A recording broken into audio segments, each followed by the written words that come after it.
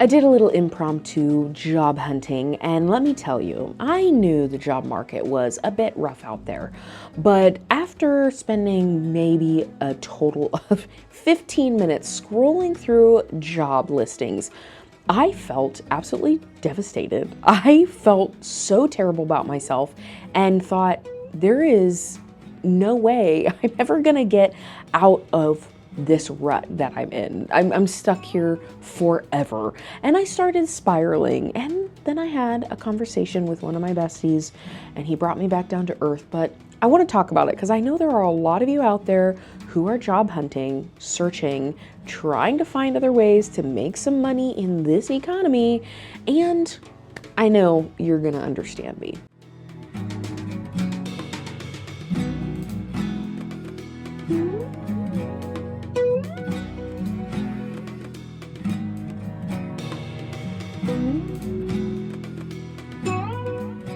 Hello, friend and fellow adventurer. My name is Kayla. I'm a multi-passionate creative doing all the things and documenting my messy middle so you don't feel so alone in yours. Welcome back to Sidequests and Sideeyes, part cozy tavern, part strategy guide, and all unhinged chaos. Around these parts, we hardcore side-eye hustle culture. We go the pace of grace, which is really, really slow, and we celebrate every win.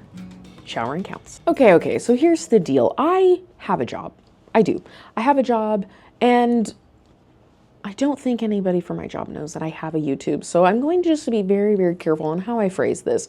But I am at the place in my life where I'd like to level up in my income department and potentially just looking at some other options.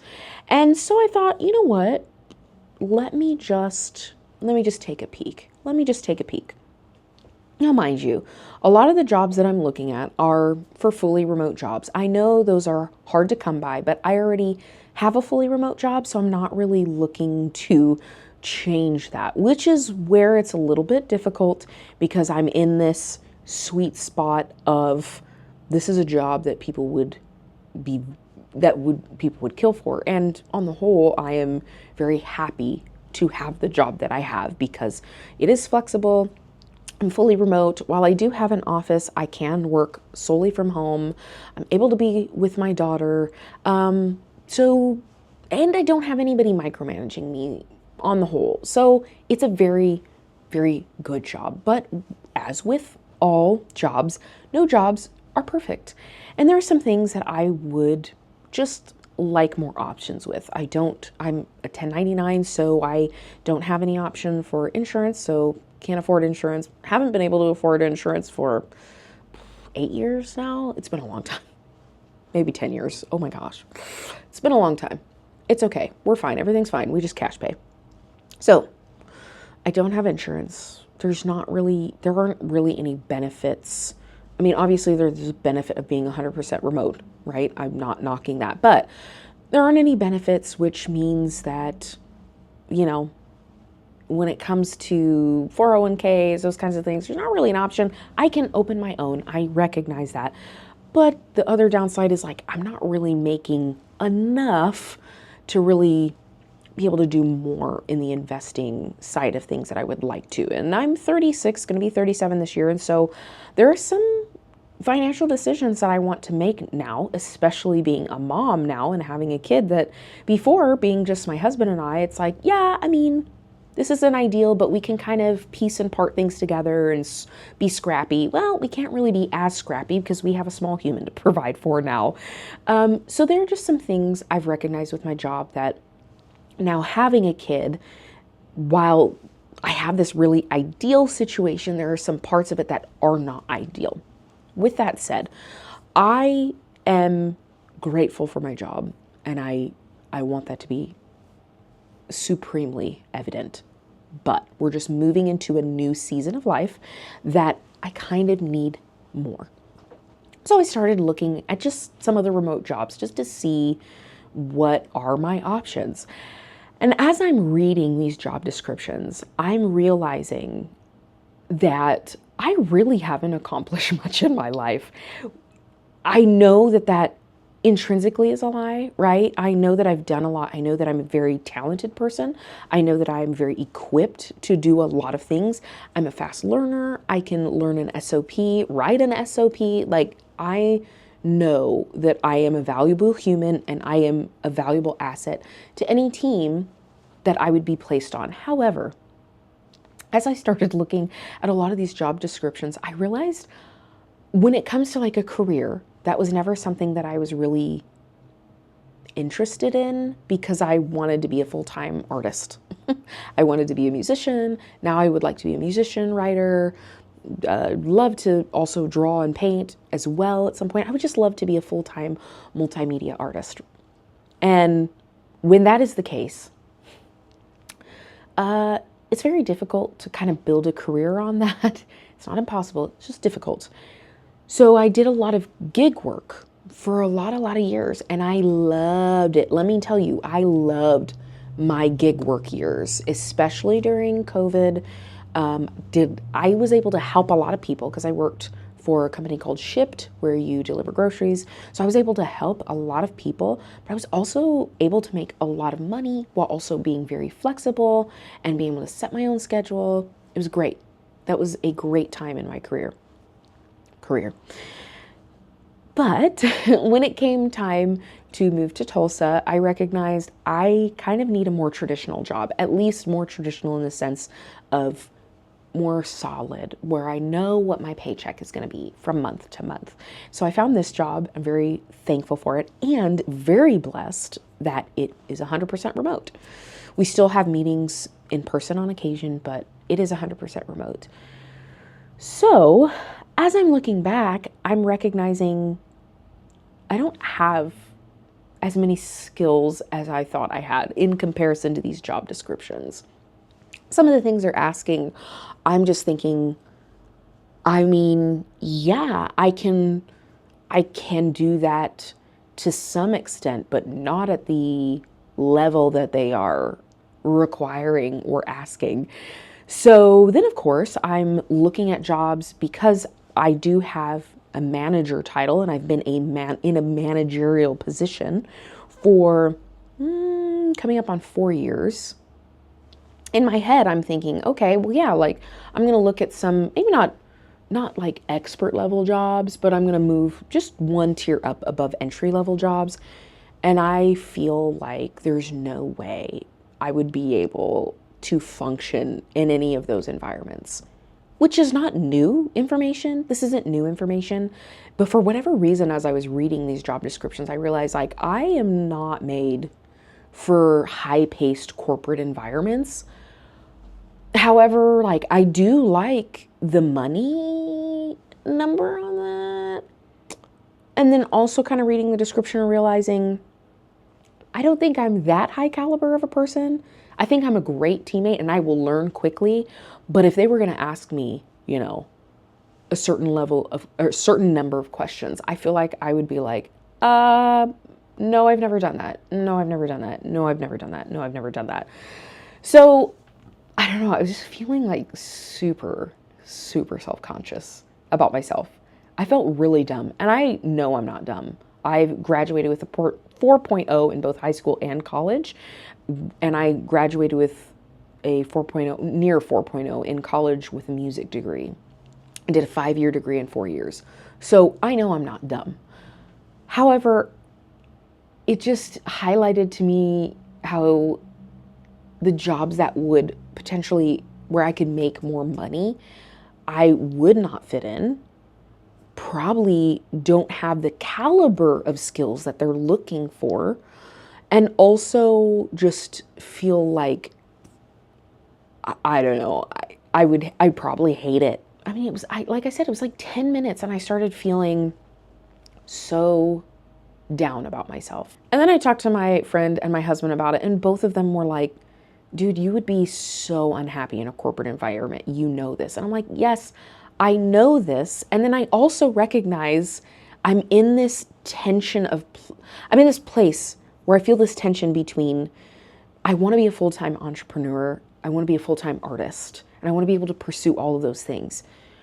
And realistically speaking, yes, it is attainable. I can get there. However, that's not something that is going to happen overnight. I mean, unless I went viral and then all of a sudden I had a bunch of subscribers and a bunch of watch hours, which would be great and also terrifying at the same time because I'm building slowly. You're watching me build in real time. And so if I got this windfall, I'm still kind of trying to prepare for that windfall. So I don't know if that would be great, if that would be good for me. So I recognize like this is possible, but I don't know when that's going to happen. I don't know how long that's going to take for me to achieve that, to get to that place.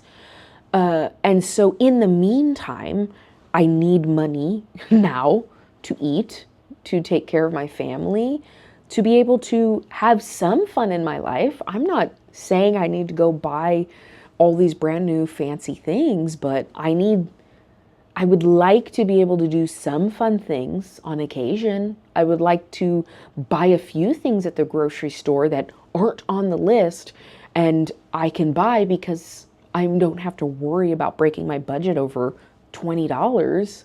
This means a little bit of sacrifice of this for a time, right? Because in order to make more money in a more stable 9-to-5 type of job, then that takes away time from my creative endeavors. But at the same time, if I have more money and I have more financial stability, then I have more mental capacity to put towards my creativity. So I'm in this like tension.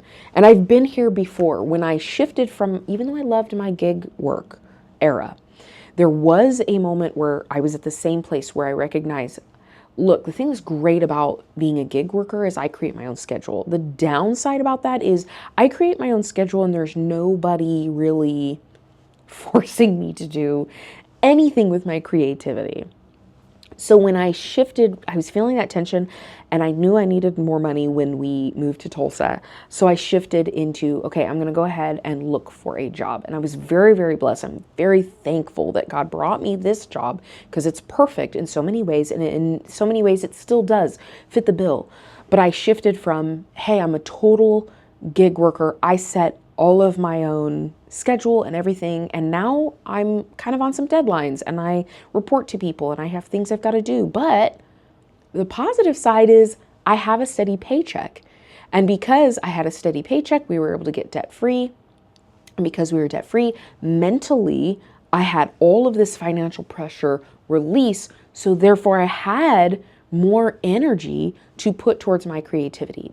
And because my time kind of got truncated to where like, hey, you don't have as much time to dedicate towards your creativity, I became stronger with my boundaries about doing my creative work and being committed there and focused there. Because I realized, oh, now I only have this much time. I've got to do it. I've got to put my best energy there. And I feel like I'm back at that tension point again. I'm not exactly sure what that means or what my next steps are, but I recognize like, hey, I need a little bit more money. I need a little bit more benefits to release some tension so that I have a little bit more freedom to put more time and a little bit more money and investment into my creativity so I can build this up to where one day this will be the whole thing, or it can be multiple different things that kind of click in together to create full-time artist. And I'm realizing how much work that takes. This isn't new information, but I think it feels a little heavy right now. It feels not a little heavy, it feels very heavy, because I have kind of this choice to make. Like, do I stay where I'm at? Which right now seems to be the best option, is stay where I'm at and keep working on this and really just hope and pray that this happens maybe slightly faster than like 5 years from now. It'd be great if like by 2027 we could be rocking this or closer to this. Or I have to kind of start deciding like,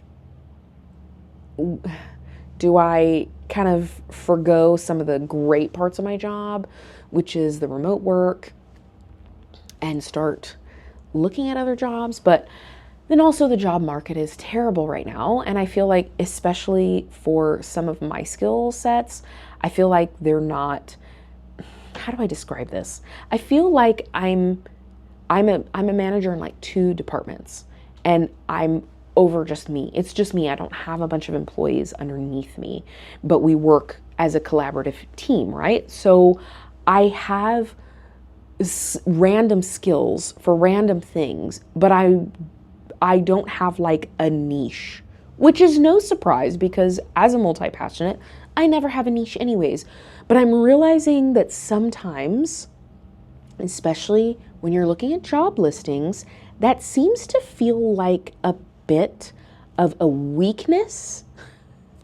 I recognize that it can be a huge strength, but it feels like a weakness when you're reading these job descriptions and you're realizing like, well, I can do like 2 out of the 5 of those things. The other 3 things I can learn, but you want 5 years of experience. Well, I don't have 5 years of experience with that. So,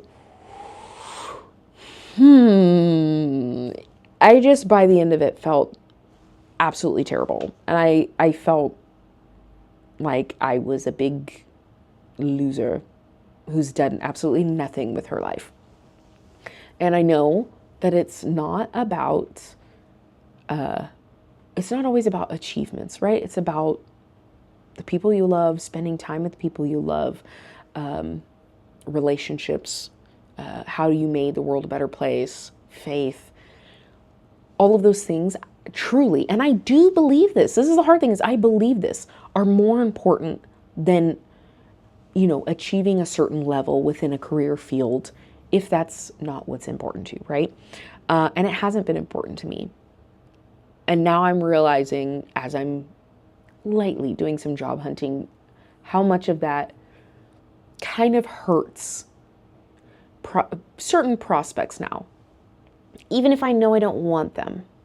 You know what I mean? Even though I know I don't want to be a corporate bro. I don't want to be like, I want that money. I want that money. I do not want to trade the freedoms I have now for that money. There's certain, it's so hard, right? Because I've said that before, like, I would rather be poorer than miserable, which is true. But sometimes that money feels like, am I though? Anywho's, I don't really have anything else to say today. I'm not even going to give you a side quest today because I just wanted to kind of, I don't know if this is a rant. I think it's just rambling about, this feels weird. I'm in this space of tension and I don't really know what to do with it. So if you are job hunting as well and you hate this as well, I feel ya. And I wish I could give you a job. If I were a millionaire or a billionaire, I'd hire you. I would. I don't know what for, but I would do it. So just know that, like, in some universe where I'm a billionaire, I wouldn't want to be a billionaire because that means I would have done a lot of bad things to be a billionaire. But if I was a multi-millionaire, just know in some other universe, I would have given you a job and we would be fine and we would be able to buy whatever groceries we want. That's the thing. I'm not even looking to be like extravagant. I just want to be able to go to the store and like buy name brand stuff sometimes. Yeah, I don't mind off brand, but sometimes the name brand is better. I just like to be able to buy groceries, and I would like to be able to fill up my gas tank without being like, ooh, So anyways, maybe you commiserate, maybe you don't. But I'm going to end this video here before I just keep rambling and complaining. So if you haven't heard this before or you haven't heard this recently, I want you to know that I am proud of you. And I think your life is worth getting back up for. Bye, friend. See you next time.